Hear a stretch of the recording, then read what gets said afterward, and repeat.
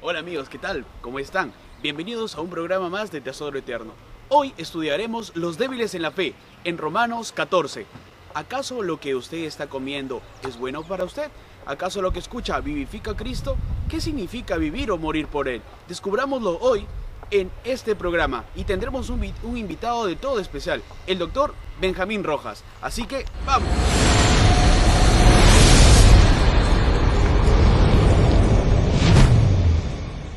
Chicos, ¿listos para jugar? Listo. Ok, vamos a lanzar el dado. El que saque el número mayor empieza. 4, 3, Me toca. 1. Parece que voy a empezar yo hoy día. 1. Ay, te toca, hombre, deja de jugar. ¿Qué estás jugando? Pastor, ¿qué no se ha enterado del nuevo juego que ha salido de guerra Call of Duty? No tengo ni idea de qué se trata eso, hombre. Pastor, yo estoy que lo juego día, tarde y noche este juego. De razón, tus calificaciones están yendo muy bien. Y las ojeras. Pastor, va bien, hablando de eso de la clase, yo tenía una pregunta acerca de Romanos, en el capítulo 14, en el versículo 2, sobre los débiles en la fe. Pero antes pues tienes que lanzar tu dado para ver si te toca a ti primero jugar. Bien, pastor. ¿Ok? Y ahí haces la pregunta. 5, y tú eres el primero, ¿eh? Sacaste el número mayor. A ver, saca el primero y después salió rojo, ¿no? Te toca rojo. Con cuidadito. Cuidado, cuidado. Muy bien, ahora sí, ¿cuál es tu pregunta? ¿Quiénes son los débiles en la fe según Entonces. Romanos capítulo 14, versículo 2? ¿A quiénes se refiere? Bueno, los débiles en la fe, realmente es una pregunta un poco compleja, no es tan sencilla, ¿no? Primero porque nosotros en Romanos no tenemos bien claro cómo estaba constituida la iglesia o si eran personas individuales, porque podría haber sido así también, podría haber sido de que habían algunas iglesias que tenían ciertas prácticas y habían otras iglesias que tenían ciertas prácticas, porque cuando hablamos de la iglesia de Romanos no estamos hablando de una sola iglesia, estamos hablando de un montón de iglesias hogares, ¿no? Donde se reunían en las casas de las personas. Entonces seguramente había alguna diferencia entre ellos. Pero también puede ser que dentro de esas iglesias hayan habido personas que tenían ciertas características y personas que no compartían esas características. En Romanos 14 se habla básicamente de personas que tenían problemas respecto a su dieta, y personas que tenían problemas respecto a las fiestas judías, ¿no? Entonces las personas que pensaban que de alguna manera todavía había que cumplir todas las fiestas judías, las personas que pensaban que no se podía comer nada, a ellos, Pablo dice, ellos son débiles en la fe, mientras que los otros son fuertes en la fe. ¿Está bien? Básicamente es eso. ¿Okay? ¿Han continuado jugando ustedes o no? Sí. Está Está bien. bien. Que ya se va a caer. Ya se va a caer, no, tienes que sacar de más abajo, pues, de más abajo. Pero ya está sacando ese. Vamos a dejarlo acá adentro. Y acá, mira, acá al centro. Ahí hay un costadito, ahí está saliendo bien. Excelente. ¿A quién le toca ahora? A mí. ¿Qué está jugando? 4. 4 y rojo. O Amarillo. amarillo. Amarillo o rojo, dependiendo de cuál te conviene más. Cuidado, ordénalo un poquito antes que se desarme. Pastor Benjamín, hay una pregunta que nace también en el capítulo 14 del libro de Romanos. ¿Cuál es la importancia por la cual Pablo aborda el tema de la comida entre los creyentes de aquel entonces? Bueno, es que los judíos hasta el día de hoy, y en ese tiempo era mucho más complejo todavía, no eran tan fáciles de comer cualquier cosa, ¿no? Ellos se cuidaban muchísimo en su alimentación, entonces es natural que Pablo les haya dicho, mira, ustedes de alguna manera tienen que, no cuidarse, sino tienen que estar conscientes de que tal vez eso no es lo más importante. Cuando el judío no estaba en casa principalmente, porque miren, en el Antiguo Testamento no se prohíbe comer carne, por ejemplo, ¿no? Pero Romanos 14 habla de que había gente que no comía carne, que comía solamente vegetales, pero nunca se prohibió que se coma carne en el Antiguo Testamento. O sea, en el Antiguo Testamento estaba permitido ciertos tipos de carne, no todas las carnes, ¿no? Entonces ellos comían regularmente, además tenían una fiesta todos los años donde tenían que comer un cordero, prácticamente de forma obligatoria. Así que el problema no era comer carne, sino el problema era dónde estaban, dónde se encontraban y qué carne iban a comer.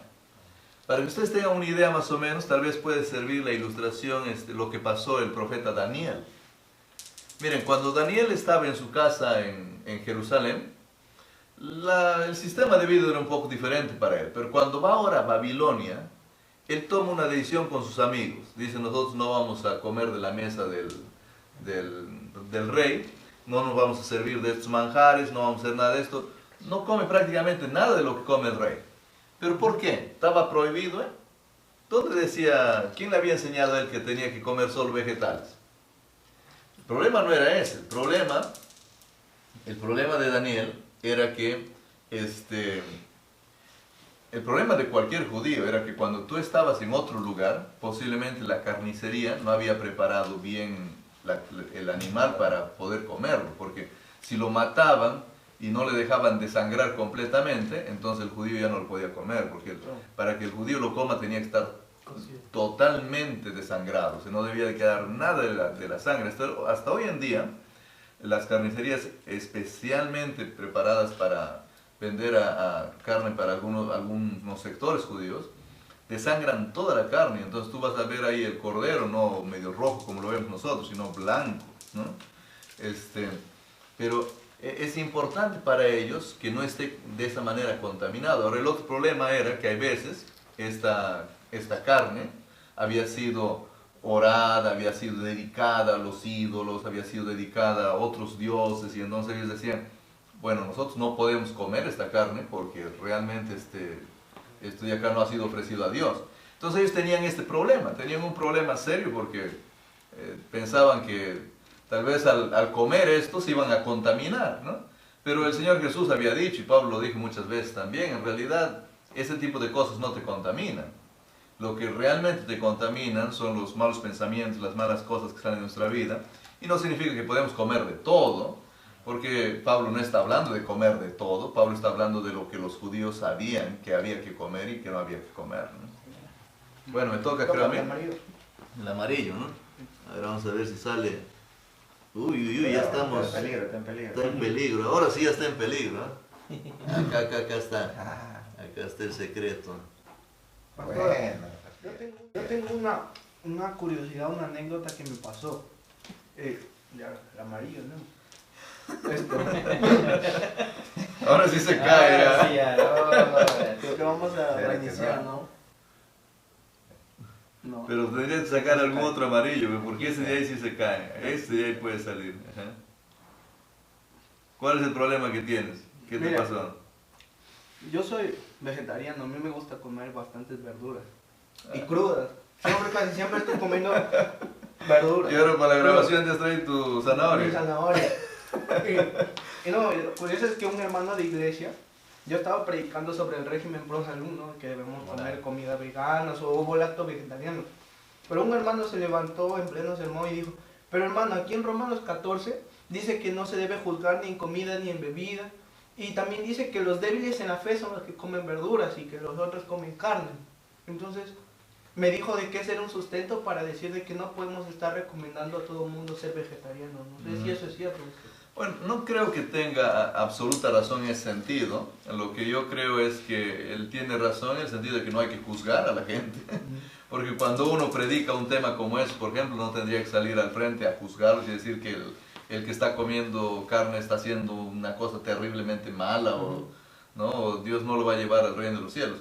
Yo creo que hay razones muy buenas para dejar de consumir carne hoy en día, no solamente desde un punto de vista cristiano, sino desde un punto de vista científico, social. Es muy bueno para nuestra salud, y cuanto mejor salud tenemos, más posibilidad de recibir también el mensaje de Dios de forma más clara, nuestra mente va a estar más lúcida, vamos a poder de alguna forma compartir mejor la palabra de Dios con otras personas.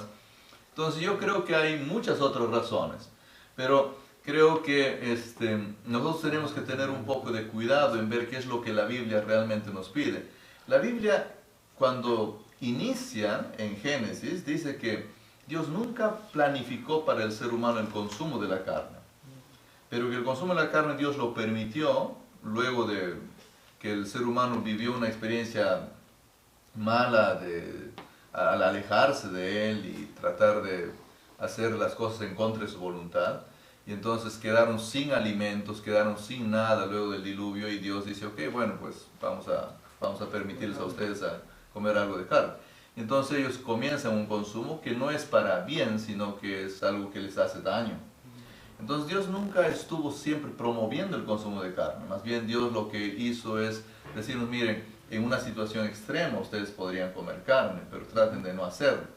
De paso, los animalitos que Dios ha creado no es para que nos los comamos, es para que los disfrutemos, los miremos, les tomemos fotos y los cuidemos, ¿no? Entonces, yo creo que no hay que juzgar a la gente, pero hay que enseñar con cariño qué es lo mejor, ¿no? ¿A quién le toca? A ti. Muy bien. Estamos en peligro un poco. Ya estamos bien cerca, ¿eh? Pastor, después de todo lo que estamos escuchando... Creo que ahora sí me va a tocar a mí tumbar esto. Ustedes son buenos jugadores, hombre. También me nace una pregunta, Pastor. Por Ay, ejemplo, en el versículo 12 Ya. menciona que vamos a dar cuenta entre sí, de sí mismos, ¿verdad? Pero esto también implica, Pastor, que nosotros no debemos de preocuparnos por el prójimo. Romanos 14, uno tiene que tener cuidado con Romanos 14 porque podríamos pensar de que Romanos 14 está diciendo, miren, al final preocúpate por ti mismo, no te fijes en nadie más, ¿no? O sea, claro, que tu salvación depende de ti y olvídate del mundo. Y yo creo que no es algo así. De paso hay que leer Romanos en el contexto de todo el libro. Porque recuerden en Romanos 14, 15, ya es el cierre de Romanos. Y Romanos no empieza en el 14, Romanos empieza en el capítulo 1. Hay 13 capítulos adelante. Y en los 13 capítulos adelante, Pablo lo que está enfatizando es que nosotros más bien compartamos el Evangelio. Pablo está enfatizando que el Evangelio no es para que yo me lo esconda, yo me lo guarde, sino que yo lo comunique a otros. Entonces es importante que nosotros leamos todos estos textos en ese contexto. Lo que Pablo está diciendo ahí es, por favor, no seas una piedra de tropiezo y no seas alguien que vive juzgando a los demás. Ese es el punto que Pablo enfatiza. No deberíamos nunca de vivir juzgando a los demás, porque en aquello que nosotros juzgamos, es a veces en lo que más nosotros caemos. Es lo que más mal hacemos. Entonces tenemos que tratar en lo posible de no juzgar a los demás. A ver, vamos a ver si me va bien con esto. Pero me parece que ahora sí está un poco complejo, ¿no? ¿Se puede? Sí se puede. A ver. Ay. Se ha quedado trabado. No creo que se caiga porque parece que falta llegar un compañero, Pastor. Tenemos que seguir jugando, él también va a venir a jugar. Ya no demora. Todavía falta uno. Sí, Sí, falta ya no uno. demora ya. Creo que se ha hecho tarde. Ok. Salió, miren. Parecía al centro, parece que... Parecía que no. Ahí está. Él va a ser pastor. Ok. Ya, el tardó. A ver quién está ya llegando ahorita. ¿El tardó? Siempre Toda la vida. Hey gente, ¿cómo están? Está. ¿Todo bien? Pastor, Bien ¿cómo temprano. estás? hombre? ¿Qué tal, gente? Que no me digan que ya están terminando. Estamos acabando ya. ¿Puedo Pero hay un lugarcito ahí. Bien, Creo que vas a ser el último en lanzar el dado porque ya está casi al final, ¿eh? Yo soy el hombre de la suerte, a ver. Uy, Rosado. rosado. Peligro. Te toca un rosado. Ya, si se cae, fue. Uy, no. No lo botes, haz tu pregunta primero, creo. Ya. Pastor, yo tenía una pregunta. A ver. Mientras que lo voy sacando, para que Lo se me vas vayan los botando, nervios. lo vas botando. Es que, mire, usted ha escuchado eso del G148. Es un programa que se está dando. Pero muchas de las preguntas de los jóvenes eran las siguientes. ¿Qué implica vivir por Cristo y qué implica morir por Cristo en nuestra generación? Porque una vez escuché y decía, pero ¿que me van a matar acaso? ¿Me van a matar diciendo que yo soy cristiano o voy a vivir diciendo que yo soy cristiano? ¿Qué implica el vivir o morir por Cristo? Bueno, en el contexto en el que estamos hablando, porque es otra de las declaraciones que se presentan en Romanos 14, ¿no? Yo creo que hay que leerlo primero pensando en cómo lo entendía la persona en ese momento. En ese momento habían pasado pocos años atrás, no había pasado. Romanos debe haberse escrito posiblemente por el año 57, tal vez un poquito antes, y en el año 49 se había expulsado a todos los, no todos, pero una gran cantidad de judíos de Roma. Algunos posiblemente hasta hayan perdido la vida, no sabemos exactamente todo lo que ha pasado, no hay mucho registro al respecto, pero Claudio, el emperador en ese momento, estaba muy dispuesto, si es posible, a quitar la vida a esa gente. Y ustedes saben que después de algunos años, Pablo murió también decapitado, Pedro murió en Roma crucificado. O sea, el perder la vida literalmente, físicamente, para los cristianos de ese tiempo, no era un asunto, algo muy lejano, porque ellos lo miraban, estaban siempre mirando. El primer mártir que nosotros por lo menos conocemos es el que es Esteban, ¿no? Que lo mataron apedreándolo. Entonces, perder la vida de forma literal no está fuera del contexto. Pablo de alguna manera está diciendo, ya te va a tocar, creo, tumbar a ti, ¿eh? Está diciendo, mira, sí, hay veces hay necesidad que nosotros perdamos la vida. Hay veces hay necesidad de que nosotros perdamos la vida.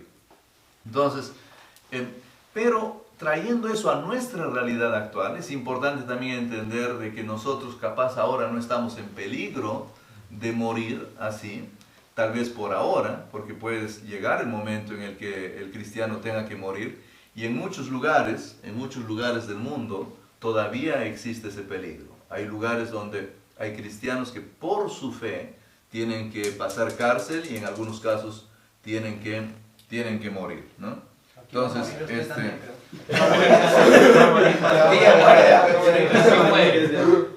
creo que acá sí ya está complejo, no te toca justo el amarillo y no hay ningún amarillo acá. Tiene que volver a tirar, pastor.